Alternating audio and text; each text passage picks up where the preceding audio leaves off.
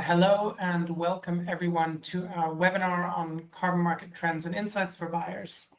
My name is Jonathan Moss. I'm an Associate Director for Business Development at South Pole, and I'm dialing in from the today sunny city of Berlin. Part of my role is to help companies navigate the carbon market. And something that frequently comes up is that there's difficulties when it comes to keeping on top of developments.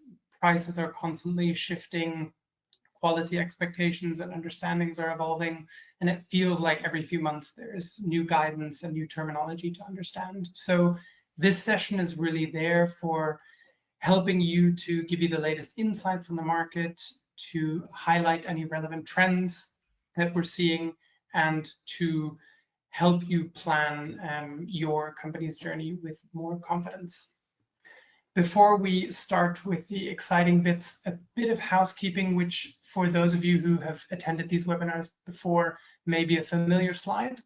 So everybody has joined on mute, but please do not let that hinder you from submitting any questions you may have through the question box. So today we will only focus on the pre-submitted questions because we've had quite a few, but we'll make sure that after the webinar we will respond to any questions you submit through the box as well. And finally, the session is being recorded. This means that you can look back at any piece you'd like to re-listen to, and of course you can share with any colleagues afterwards as well.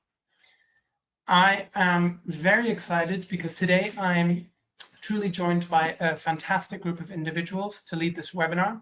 So firstly, we have Jacqueline Hadesh, who is joining us from Hannover in Germany.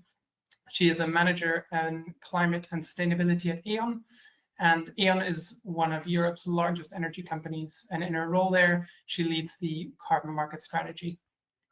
We also have Guy Turner, who's joining us from London. He's the head of carbon markets at MSCI and boasts over a quarter of a century of carbon market experience. He has had various fascinating roles in the past, including being former founder and CEO of Trove Research. From South Pole side, I'm also joined by three brilliant colleagues. Firstly, we have Leila Kamdem, who is our Chief Risk Officer. She's also based in London, and prior to this, Leila worked as a group head of climate risk at HSBC. And we have Caroline Cassar-Diaz, who is joining us from Phnom Penh in Cambodia.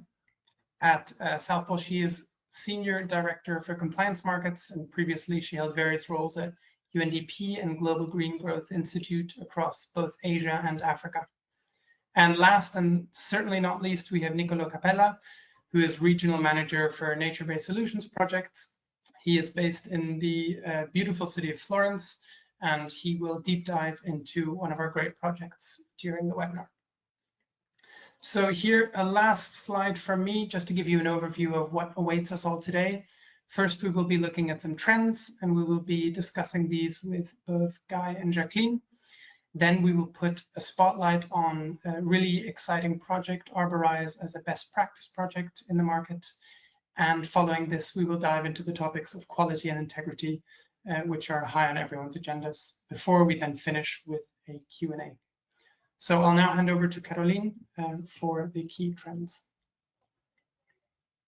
Thank you so much, Jonathan, and a very good morning to everybody. In the next 5 minutes, I will walk you through some key trends that we see that are shaping the carbon market today, especially in Europe. It's clearly a market that is quickly moving towards greater maturity and integrity. And the first trend that I would like to develop on is the expansion of regulated carbon markets. We've of course seen this in action in the EU with the EU ETS. It's not just for power and heavy industry anymore. The EU ETS is expanding to include sectors like maritime shipping.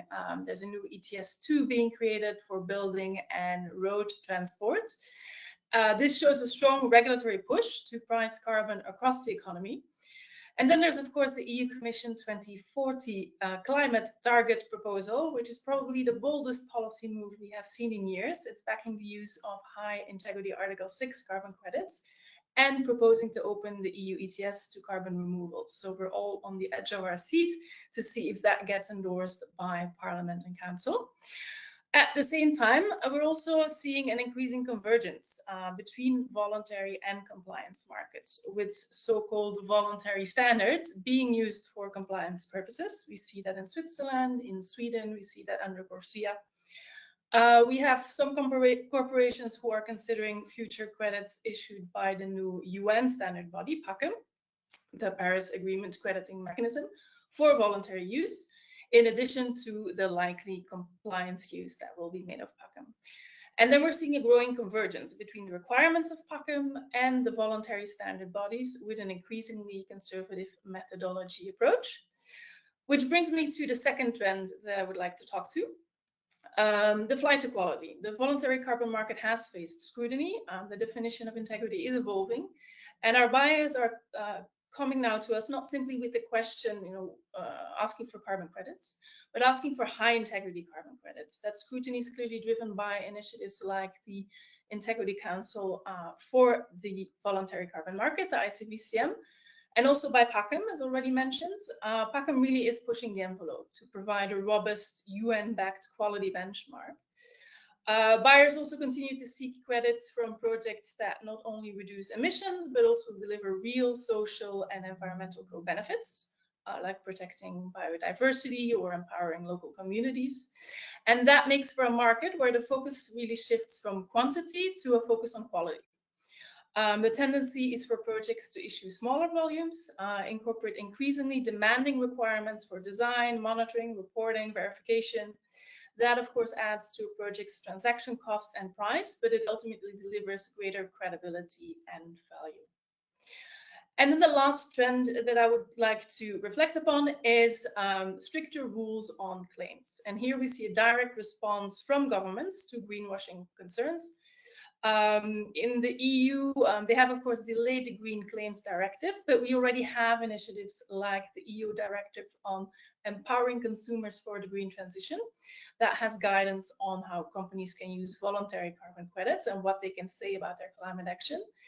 Then in the UK now we have the Digital Markets Competition and Consumers Act that puts green claims squarely in the spotlight, and businesses can face fines of up to 10% of global turnover for false or unclear green marketing. So I think the message is really clear. Companies need to be transparent. You cannot simply use carbon credits to claim carbon neutrality for a product without having a credible decarbonization strategy. And that trend is pushing companies to prioritize reducing their own emissions and then combine that with high integrity carbon credits to address the remaining and unavoidable emissions. So it's all about honesty and backing up your climate claims with real verifiable climate action.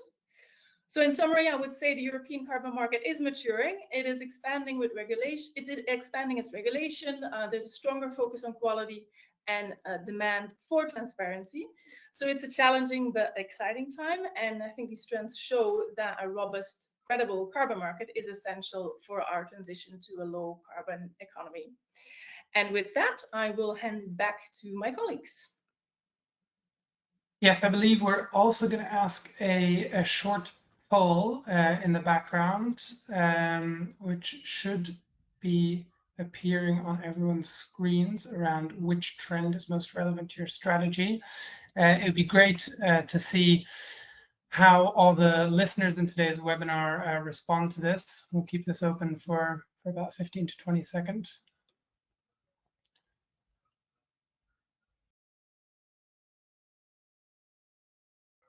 So take a few more seconds to respond to this, but yes, very interesting. So it seems to be fairly equally distributed with a slight tendency, almost half respondents said flight to quality being the most relevant to the strategy. I think this is a great segue to the next section, where we will be discussing with Jacqueline and Guy how we respond to this. So maybe I'll start with you, Guy.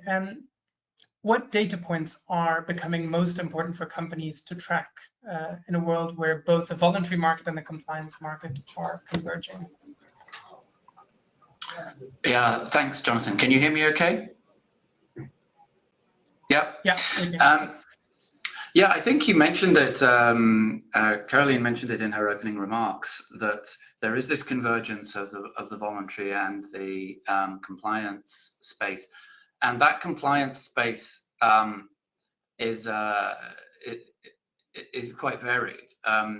There are carbon taxes in many regimes that are being put in place. There are now 16 countries and jurisdictions around the world with some form of carbon tax or emissions cap where you can use offsets or credits in some way.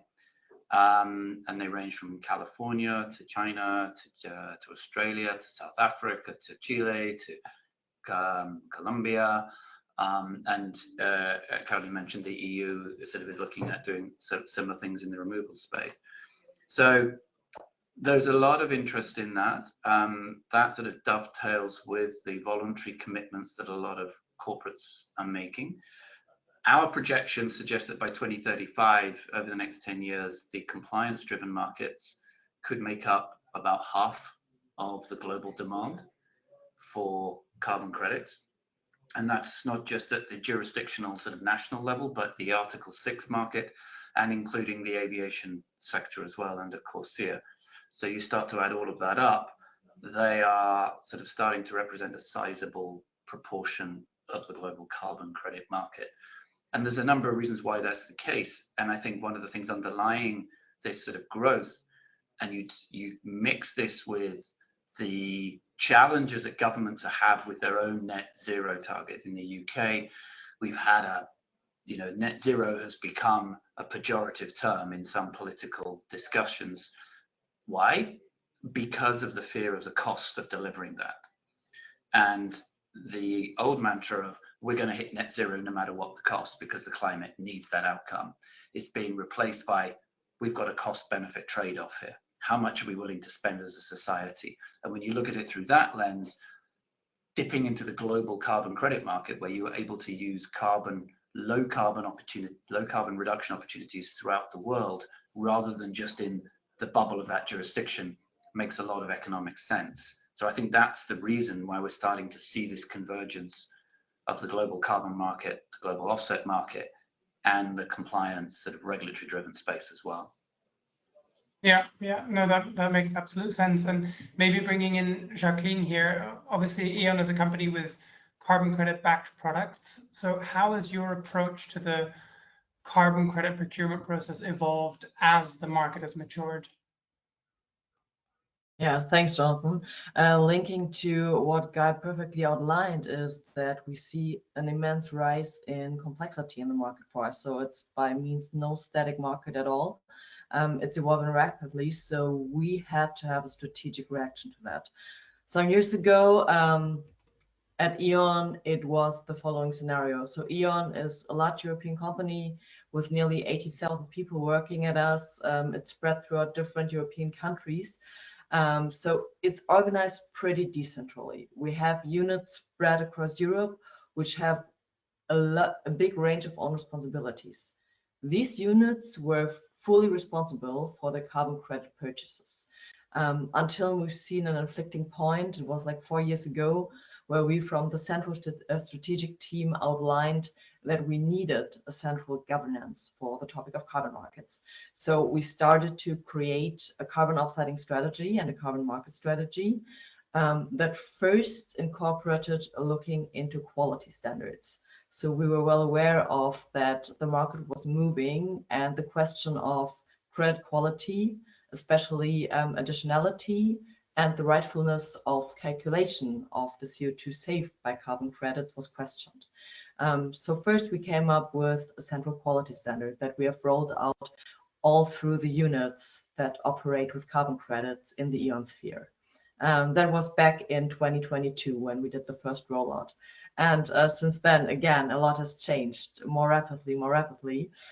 So in 2023, we did a full-fledged internal reporting for carbon credits just to get a quick record of, hey, where are we standing? What are we buying currently? Which quality is that? And how can we link it with a price? Luckily, 1 year later, that also became a compliance task. So large companies are now obliged to report on the carbon credits. And then the question of integrity. was stressed even more. So it was not enough to only buy high quality carbon credits. You only could resort to that, but you also needed to look into your claims. So how are you framing the usage of carbon credits, especially if they are linked to products that are bought by end consumers? So internally, we evolved the so-called Green Claims Playbook, which is a guidance centrally given out from E.ON to the decentral units, which have their own responsibilities, that shows how they can make a framing that is not misleading the consumer and is in line with the EMCO, so the Empowering the Consumer for the Green Transition Directive, and for our UK facilities in line with the DMA. And I'm sure we can dive deeper a bit on that later on. Yes, absolutely. Thank you, Jacqueline. And maybe bringing it back to the topic of quality, Guy, also seeing the poll results just now, we often hear about this flight to quality. So how does this trend show up in the market data, and what's your outlook on the supply and demand balance for these high integrity credits over the next 5 years? Yeah, Jacqueline's absolutely right. You know, the difference between that compliance market that I mentioned and the carbon credit market is the difference in, you know, one is an allowance and the other is a measurement of a reduction in emissions relative to something that would have happened if you hadn't done the project, and that's inherently uncertain. So we're trying to measure something that is quite fuzzy, but you know, emotionally, we all know what a good project should be doing. It should be making the world a better place. It should be reducing emissions, and they often are. But this this flight to quality is happening. Just some stats. If you look at the number of retirements that in the last 3 years, the total retirements use of credits by corporates, the share of the market that we rate A, and this is over 5,000 projects that we rate, and a good chunk of the market has increased from 7% to 15%, so the highest rated in the last 3 years.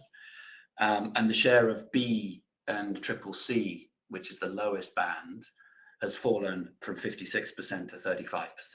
So buyers are being more discerning on what they're buying and retiring today. And the other the interesting thing is there's a large stock of about 17,000 registered projects, but there's also a growing pipeline of new projects coming through that are yet to be registered, and we rate the quality of those as well. And the proportion of credits that are rated A or above, A, AA, AAA, and registered is 10%. So it's not huge, but in the pipeline, that increases to 37%, so nearly over a third of the pipeline projects coming through. And then on the other side, the ones that are rated B or below, 50% of registered projects are currently B or below, but only 4%, literally 4% are rated B or below in the pipeline projects. So there's this huge shift. This attention of corporates and the world and NGOs on quality is having a huge effect on the kind of projects that are being developed today. And that will play its way through into the availability of credits. And we're starting to see that in the supply and demand balance. So the last 4 quarters for the projects rated B or above, prior to the last 12 months, there's been a increasing surplus of supply over demand. In the last 4 months, that's flipped. There is more demand than there is supply for these high quality credits. So this convergence traction is having an impact. The price of credits is responding to that. In the last 2 months, the price of afforestation and reforestation credits and the price of REDD+ credits has increased by about 30%. So the market is reacting to that. This is something that we should celebrate. Interestingly, there's still a big, broader spectrum of buyers out there. Some are willing to pay those higher prices. Others are still more price conscious. And that's why we get a sort of, you know, it's not 100% high quality at the moment. There are sort of buyers for high quality, medium quality, and low quality. But the trend is definitely towards the high quality end. Yeah, it's very interesting hearing the market data. Maybe keeping an eye on the time very briefly, Caroline, how does this what Guy just described that we're seeing in the retirement data, what impact does that have for a project developer like South Pole? Briefly, if possible. Thanks, Jonathan. Yes, for us, I mean, to achieve a high quality project and a high quality product, a project really needs to undergo quality checks throughout the entire project lifecycle, from planning to design, all the way to certification, MRV, issuance, transfer. And so the introduction of new quality frameworks like CCP or regulatory integrity requirements means added complexity. Typically, these days, we find ourselves juggling different sets of quality and integrity requirements on project design, on emission reduction estimations, on MRV. For an Article 6 project, for example, we typically have to meet expectations from the buy-side regulator, from the host country, as well as from the standard body. So it really is a constant triangulation between different frameworks defining quality and integrity. Perfect. Thank you very much, Caroline. And maybe one question for you, Jacqueline. What are the criteria that a company like E.ON is using to evaluate integrity and quality of projects? And how do you also balance that in the reality of having a limited budget? Yeah, the criteria are quite simple, in total opposition to the business reality then. Guy said it already, there are projects that are rated above B, that are prime standard now, and which also many companies see. Same goes for us. So first, we have started a cooperation with Silvera, and we'll of course look into the ratings and look from which baseline we go and consider the projects as high quality for us. For us, that's in the B ratings. So we need the projects to be above B to be considered a high quality project per se. But that's not an exclusive criteria. That's just a point for orientation, as we know that different rating agencies have different data points and different considerations of the project. So on top of that, we have an internal quality standard that essentially has 5 criteria. So we look at the vintage of a project that shouldn't be above 5 years, and we think that developed to be the industry standard. I think a couple of years ago it was around 10 years. Now that minimized to 5 years. Project shouldn't be older because standards develop strongly and also react to all the criticism that was out in the market. Then we also look for certain project standards that are eligible or preferred to us. We excluded certain countries of origin. So for some countries, there's a high corruption perception index where we say, okay, in that case, we see we don't have full visibility or full control because, of course, purchases are often done in front of a desktop rather than at the ground. So we want to have some level of security that we can buy high quality projects that we consider of high integrity, also without going to the ground and having to screen everything, making a whole own due diligence. Then we also look for certain project types. We excluded also some project types that were deemed to be not additional. And finally, we only allow our business units, so being decentrally organized, that they buy ex post projects. So projects that are just on the market and fully developed, rather than projects that are in development, because we consider that to be a central responsibility to have some lighthouse projects that are maybe still under development, because we have the resources to screen those a bit closer. Yeah, no, that makes sense. Thank you very much, Jacqueline, for that. Maybe very briefly, Guy, one last question. What would you say are the biggest opportunities for companies engaging with the carbon market? If you could give us a very short answer to that. Yeah, I think going back on my earlier point about sort of like the merging of voluntary and compliance and tax sort of driven systems and keeping an eye on that, it is going to be distributed throughout the world. There isn't, unfortunately, a highly concentrated source of demand. It's across 15, 16 countries at the moment. Aviation is part of that. And obviously airlines sit in many different countries. So I think, you know, it's keeping your horizon broad, keeping your options open, and being able to move quickly around the world as to where those sources of demand appear. Brilliant, short and sweet. Thank you very much for that. This is a great segue also to the next part of our webinar, where we will go into a bit more detail regarding one of our projects. So over to you, Nicolo, for this. Yeah, thank you, Jonathan. Thank you very much. Good morning, everybody. It's a pleasure for me to be here today. I am Nicolo Capella. I have been working at South Pole for the past 5 years now, and my job is to develop and manage carbon projects all over the African continent. I'm here today to tell you the story of the ArboRise project, which is a project I have a particular affection for. It came to life as a reforestation project back in 2021, thanks to the common effort of South Pole as carbon developer, ArboRise, which is a Swiss non-for-profit foundation that manages implementation of activities on the ground, and the community itself. So this project is pretty ambitious. We want to reforest more than 6,000 hectares of native forest, but the most ambitious thing here is the involvement of community. We want to reach more, hopefully, than 2,000 families. So let's go to Guinea. Slide, please. Guinea is a country based on the west coast of Africa. It is probably better known as Guinea-Conakry, the name of its capital. And the project is focused on the gray region you see on your screen. It's called Kankan region. In particular, the 3 sub-prefectures of Linko, Damaro, and Kunsankoro. At bottom right of your screens, you can see the first of the sub-prefectures, which is already reforested. Those small red patches are areas that in up to 3-4 years ago, they were degraded land, but if you go there now, you would see a growing and healthy forest. But what makes this project special?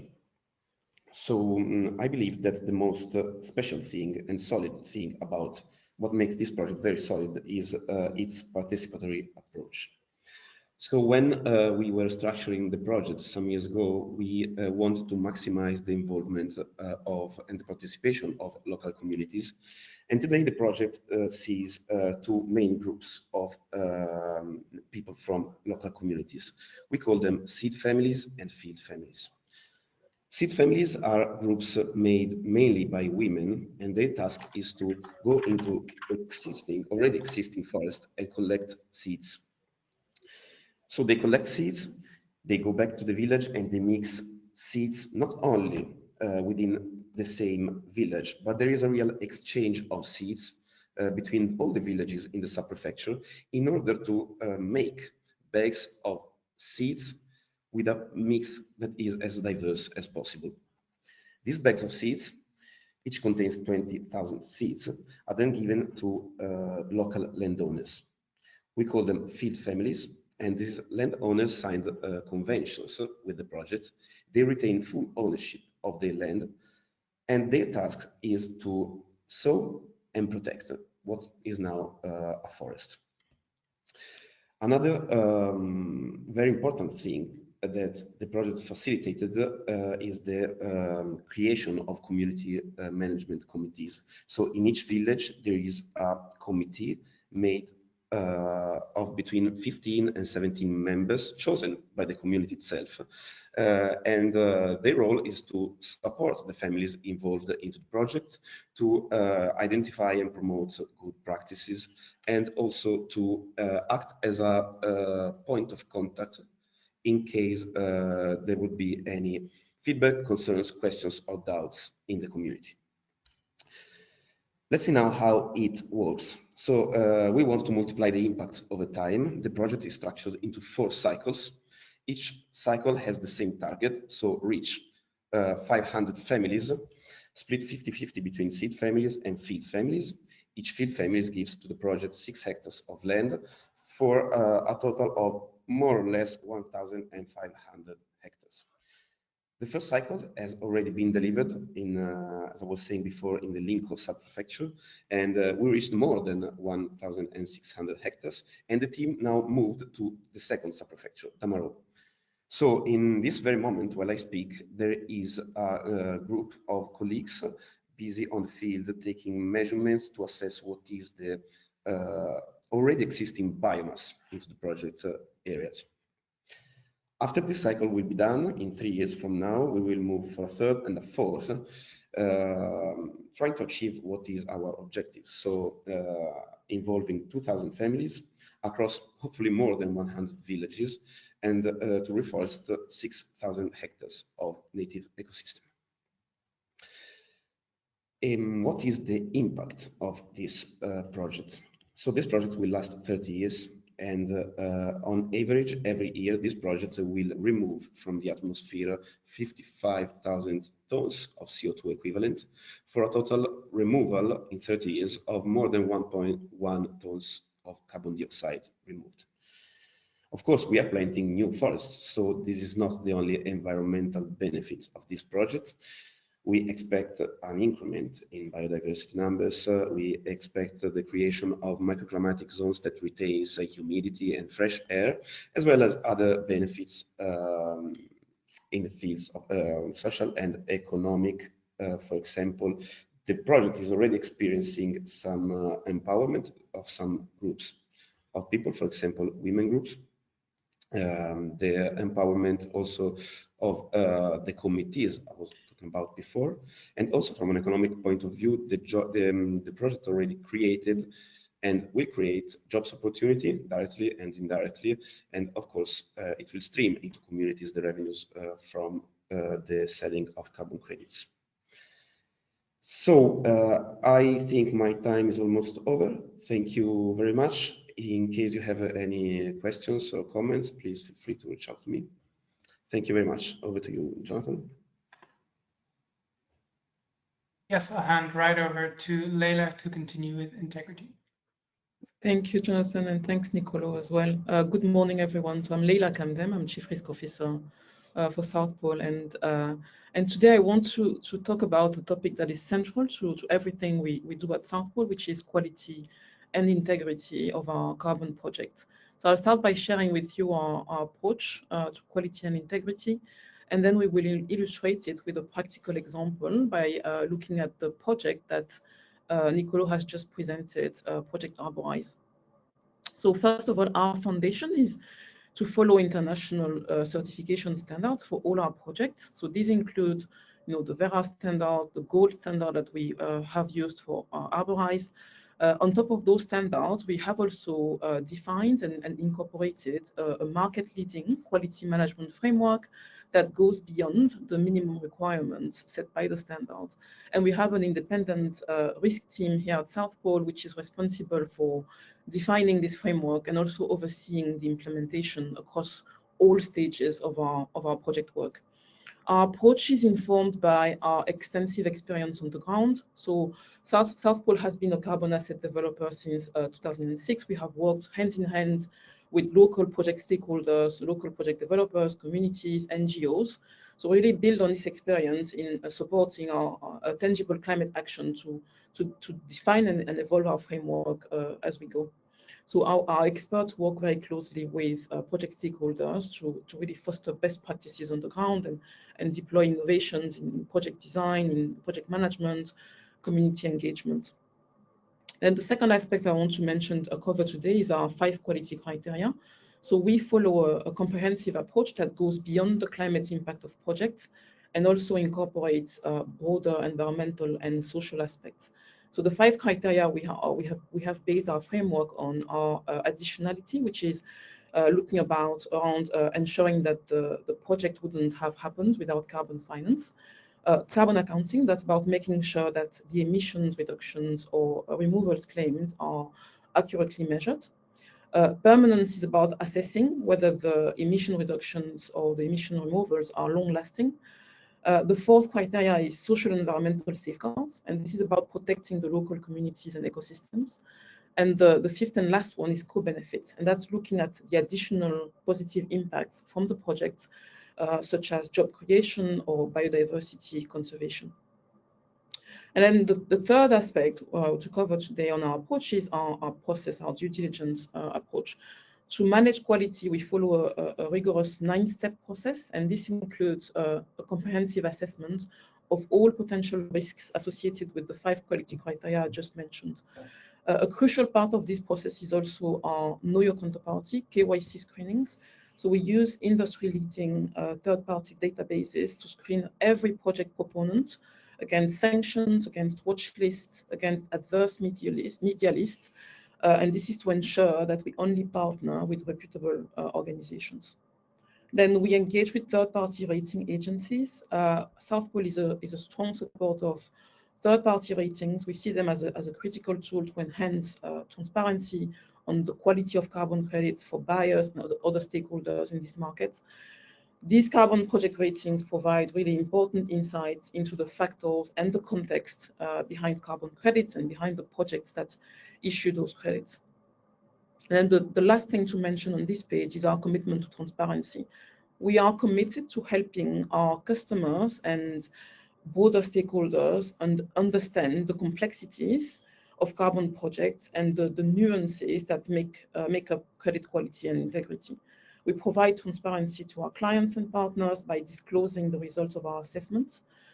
So following our project quality and risk assessments, we make our integrity summaries available to our third parties, our stakeholders, and those documents really share all the risks we have identified with projects.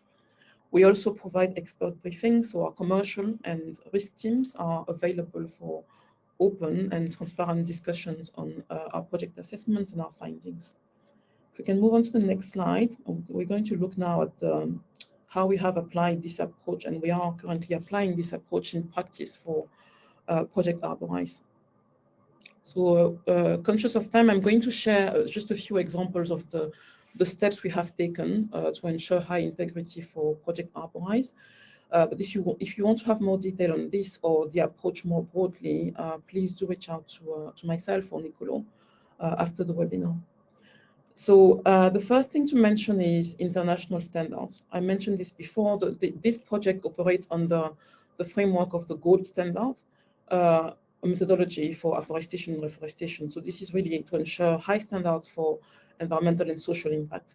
And this includes an audit by an independent third party that not only checks the project documentation and ensures that the documentation is complete and compliant with the standard requirements, but the third party also does an audit of the project on the field to ensure that the outcomes are real, are verifiable, are measurable. The second thing to mention is our approach to permanence. So one of the key risks we have identified with this project, which is common for many projects, many ARR projects, is the risk of non-permanence, particularly due to the risk of fire because of slash and burn practices in the region. So in response to this, we have developed a management plan to actively mitigate this risk. So this includes practical measures like putting fire breaks around planted areas, providing environmental education to community members, implementing a non-fire bonus for project participants, and promoting the value of non-timber forest products. On carbon accounting, the project has we have ensured the accuracy and the conservativeness of carbon accounting in line with methodology requirements by having an ongoing monitoring of the baseline and of the project trees through the duration of the project. In the interest of time, I'm going to cover very briefly grievance and grievance mechanisms and social safeguards. So on grievance mechanism, we have established multiple accessible mechanisms. Our project stakeholders have the ability to file their complaints or any concerns they have with the sub-prefecture, which is the local administration office. And they can even use a toll-free hotline for those who live far from the administration office or can't travel, or if the issue is urgent. On safeguards, social safeguards, and this is really regarding human rights, gender equality, decent working conditions, we have actively ensured equal participation and equal pay for men and women, and we provide training for everyone involved in the project. This project is a true partnership with the community. We involve both seed families and field families through a process of free, prior, informed consent. And we also promote inclusion actively, particularly with the involvement of the seed families as Nicolo was saying, these are primarily women. So that's a way also of promoting gender representation on all our committees and in the cooperative that has been put in place. Before we move on to the last bit of the webinar, there is a poll. Just checking with you, Jonathan, whether we have time for the poll or not. I think we can do it very briefly. Elodie, if you want to show the question on screen. How confident are you in your ability to assess carbon credit quality today? Also based on what was discussed today. We'll keep it live for about 15, 20 seconds. Just to get a bit of a feeling of how our listeners feel about it. Wonderful. Thank you very much. Very interesting. Majority pretty confident, not confident at all. Maybe this is a good time to move on to the last segment, our top tips. Over to you, Caroline.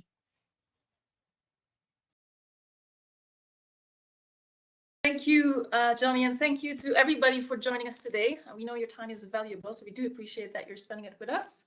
A very special thanks to our speakers from MSCI and from E.ON. Your expertise and candid insights is what makes these conversations so valuable. As we look ahead, it's clear that the market is in a new era of accountability. The conversation today has underscored three critical shifts: an expansion of regulation, an undeniable flight to quality, and a move towards more honest and transparent climate claims. And I think these trends all point to one thing: the carbon market is maturing. It's moving from a focus to quantity to a focus on high integrity credits and real verifiable climate action. Frameworks like the Paris Agreement credit mechanism, like the ICBCM, set an increasingly high bar. In the EU, the voluntary carbon market is evolving quickly, driven by both corporate ambition and by regulatory pressure. And as we move forward, a strategic approach is essential. And that's what brings me to our top tips for buyers in the market. First top tip would be build a diversified portfolio, one that mitigates risk across different project types, different standards, different geographies as regulations and expectations evolve. We also highly recommend that you lock in future supply through long-term partnerships with reputable project developers. That helps scale the availability of high integrity credits. Lock them in because your company will require them in the futures, and prices are expected to rise, as we heard from Guy. I think that's particularly true for Corsia units, for example. And then finally, enhance your transparency and reporting. Being clear in your annual reports about the role of carbon credits in your overall decarbonization, how you select projects, that will help you get ahead of regulation and minimizes greenwashing risk. This evolution will only strengthen the market as a powerful tool for driving meaningful climate action. So thank you again. We will be taking one or two questions maybe from the audience. I'll defer to Jonathan for that. Yes, exactly. We will take a couple questions at the last minute. We have maybe one we have for Leila, which is quite interesting. What happens if a project against which credits are issued is destroyed? Maybe in 1 minute, it'd be great to have a short summary of that. Thanks, Jonathan. I mean, this is a primary concern for nature-based projects like forests, which are, vulnerable to fires, to disease, or even illegal logging. So first of all, it's important for NBS projects, for nature-based projects, to put as much protection as possible in place to prevent destruction. And for Project ArboRise in particular, we mentioned the fire breaks put in place, the incentive for project participants, awareness raising for communities on the value of forest products.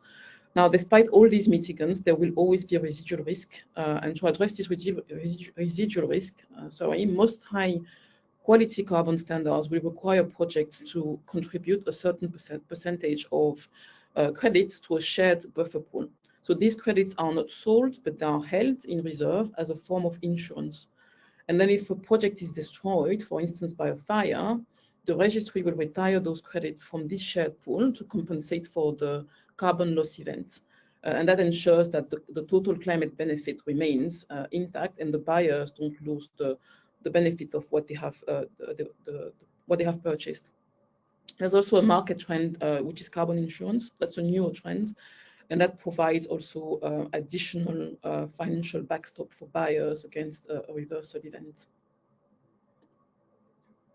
Perfect. Thank you very much. Unfortunately, we don't have any more time for any other questions, but we'll make sure to get back to the people who asked these questions via email. Thank you once again for everyone who joined this webinar. Thank you to our fantastic panel of speakers and contributors. You can stay in touch with us through our website and newsletter, and keep an eye out for any updates. We've got the Q3 carbon market trends report coming up in October. And thank you again to everyone, and see you at our next webinar.